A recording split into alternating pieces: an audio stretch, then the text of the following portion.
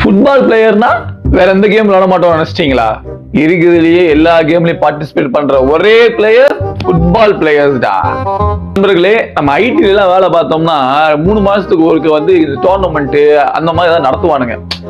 எம்மதுல first வந்து என்னன்னா cricket.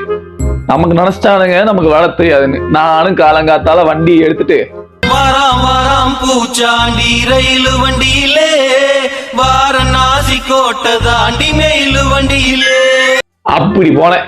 அங்க போய் பார்த்தா டிராஃபி எல்லாம் பயங்கரமா அடிக்க வச்சிருந்தாங்க. ஓகே சூப்பர், இன்னைக்கு எதையாவது தூக்குறோடா அப்படின்னு பார்த்தா டீமை பார்த்தாதான் ரொம்ப சங்கட குஸ்காவா போயிடுச்சு. இருந்தாலும் பரவாயில்ல அப்படின்னு சொல்லி முடிவு எடுத்துட்டு சைல்ட்ஹுட் பிளேயர் அப்பவே அப்படி அந்த பேட்டை வாங்கி அன்னைக்குதான் ட்ரையே பண்றேன்.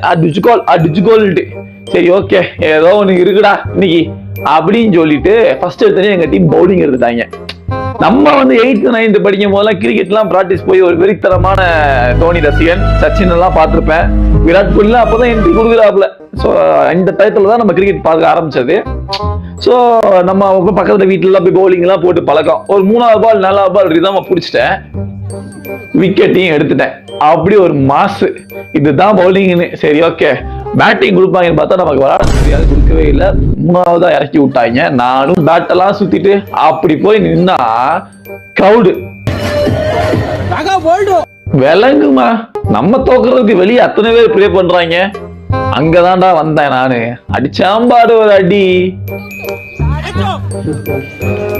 நமக்கு கிடைச்சது என்னமோ 2 பால் 2 சிக்ஸ்ங்க. புரிஞ்சுக்கங்க, ஃபுட்பாலர்ஸ் வந்து எல்லா கேமும் விளையாடுவோம். எங்க உடம்பு அப்படிப்பட்ட ஒரு உடம்பு. இப்பெல்லாம் அடிச்சியடா ஜெயிச்சியான்னு கேட்டா தோத்துட்டோம், அது வேற விஷயம். ஆனா ஃபுட்பாலரோட பங்களிப்பு எல்லா கேம்லயும் இருக்கும் இல்லையா?